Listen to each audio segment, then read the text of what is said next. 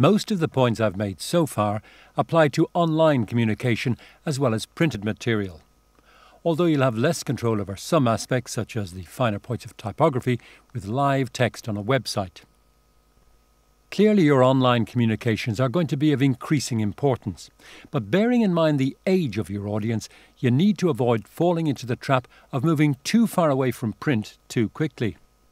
Unfortunately, you really need to cover both bases.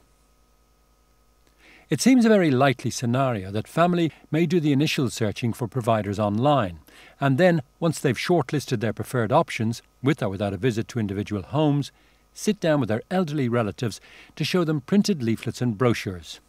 Print is also a more personal and less transient form of communication, which is important in this line of work. Traditional media outlets like local newspaper advertising, community centres and doctors' surgeries still have a big part to play.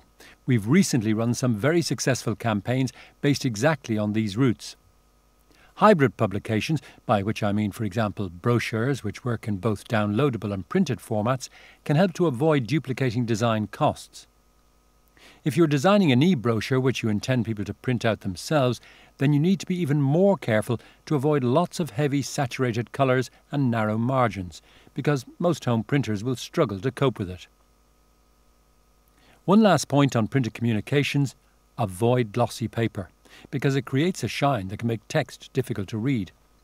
Likewise, if a paper is too thin, the reader may be able to see through it to the type on the other side of the page, which again makes it harder to read. I hope that's been helpful. We'd love to hear from you and have a chance to demonstrate how we can put this advice and more into practice for your communications.